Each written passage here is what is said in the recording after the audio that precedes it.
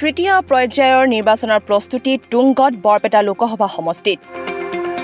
হোমন হৰিপ্ৰিয়াৰ বৰঘৰ সদৃশ হাজোৰ কেইবাটাও স্থানত নিৰ্বাচনী প্ৰচাৰ চলাই দিব্যায়নে হাজোৰ পানীপাৰাত অনুষ্ঠিত এখন প্ৰচাৰ সভাত নিৰ্বাচনী ভাষণ প্ৰদান কৰে কংগ্ৰেছৰ প্ৰাৰ্থী দিব্যায়নে মূল্যবোধৰ ৰাজনীতিৰ আদৰ্শ দাঙি ধৰি ইতিমধ্যে মনোনয়ন দাখিল কৰা এইগৰাকী প্ৰতিদ্বন্দ্বী প্ৰাৰ্থীৰ নাম উল্লেখ নকৰাকৈ ভাষণ সম্পূৰ্ণ কৰে কংগ্ৰেছ প্ৰাৰ্থী দিব্যায়নে প্ৰধান প্ৰতিদ্বন্দ্বী শাসকীয় দলৰ প্ৰাৰ্থী ফণীভূষণ চৌধুৰীৰ লগতে একালৰ সতীৰ্থ ৰাজনৈতিক দুলু আহমেদৰ উপৰিও আন কোনো প্ৰাৰ্থীৰ বিৰুদ্ধে এটা শব্দও উল্লেখ নকৰি প্ৰকৃত মূল্যবোধৰ ৰাজনীতিৰ দৃষ্টান্ত দাঙি ধৰে প্ৰাৰ্থী দিব্যায়নে দুটাকৈ মন্দিৰত দেৱ দেৱীৰ আশীষ গ্ৰহণ কৰি মহানুভৱতাৰ নিদৰ্শনেৰে বিবেক ভোট প্ৰদান কৰিবলৈ ৰাজ্যলৈ আহ্বান জনালে প্ৰাৰ্থী দিব্যায়নে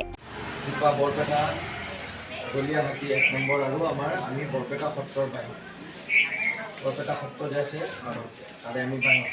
আমি মানে বংশৰা মাতটো ভাঙিছে বৰপেটা সত্ৰ বংশৰা বায়ন বা সত্ৰ সংস্কৃতিৰ লগত আপোনালোকৰ নামঘৰত আজি আহিছোঁ ইয়াতে আমাৰ এইটো শিৱ মন্দিৰ সেৱা ল'লোঁ গতিকে আমি এটা সংস্কৃতিৰ মাজত জড়িত হোৱা